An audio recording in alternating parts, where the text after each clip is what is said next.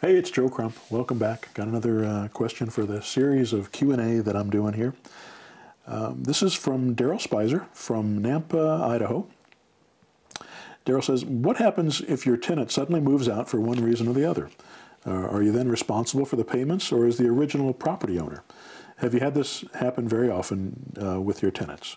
Well, I'm assuming you're talking about when you buy it subject to. So when you buy a property subject to, that means that the seller, seller who has an existing mortgage on the property, deeds you the property. The existing loan is still on that property, and that loan has to be paid every month. So you put a lease option tenant there. You take a lease option fee, so you may make $4,000 or $5,000 up front, $10,000 depending on the price of the property. So you make a chunk of money right up front, plus you get the first month's rent. And then they're going to make payments to you every month. And the more money they give you up front, by the way, the more likely it is they'll make their payments on time, and the more likely it is that they'll exercise their option when it finally comes ready to be exercised. But don't expect them to exercise the option. As a matter of fact, it's not necessarily a bad thing if they don't, because you keep that property long term, it's going to pay itself off, and you're going to have income for life.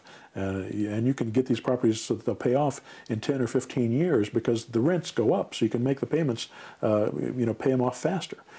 So in 15 years, it's normal to be able to pay off a rental property just by having a tenant in there. So you want to have a tenant, and you want to own this property. But let's say that you lose your tenant, and suddenly you've got this property, it's vacant, you got a monthly payment you've got to make, let's say it's $1,500. You got to make this $1,500 payment. You're used to getting $1,600 a month rent, and you're not getting it now, and you got to come out of pocket with $1,600. And you go, oh, this is painful. Remember though, you got this property with nothing down. You got it a chunk of money when you put a lease option tenant in it, and now you've got a vacancy, and you had to evict them. It's not hard to evict somebody, by the way. I don't like to do it myself. I hire somebody to do it for me. I have an attorney that does it for me, charges $100, or I have my property managers do it because I don't manage my own properties. I wouldn't ever suggest that you manage your own properties, by the way. Always find somebody, it's cheap. For $100 a month, you can get somebody to manage your properties, 8, 10%, 7% in some cases, depends on what you can negotiate. You can get somebody to manage those properties, so don't do it yourself. Anyway, so you got this vacancy.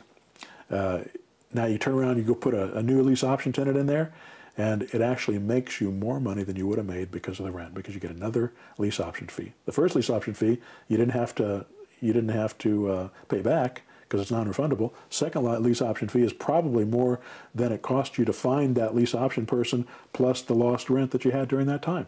You've got to make sure you've got enough cushion to make that payment. But let's say you get in a situation where you can't find a lease option tenant, you can't make the payments. What's going to happen? What I suggest is that after 30 days, if you know you're in that situation, you don't just keep letting things go downhill. You go back to the original seller and you say, I'm sorry, I apologize, I can't make this payment. Do you want the property back? Or do you want to make the payments on it? And then they can make a decision. If they want it back, you deed it back to them. The mortgage is in their name. If they don't want it back, you say, okay, I understand. You try to continue to get somebody in it. Maybe you can get somebody in there and make up the back payments with the lease option fee. Maybe you can't. If you don't, then that property is going to go into foreclosure. The bank is going to take that property back.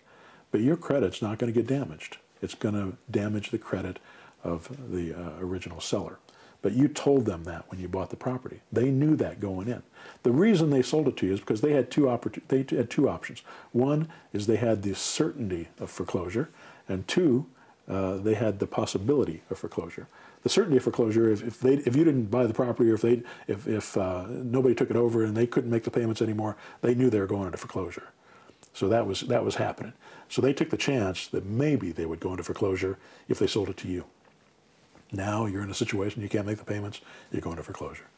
This doesn't happen very often, by the way, because you can usually find a new lease option tenant, make the payments, keep everything up to date, and keep it on track.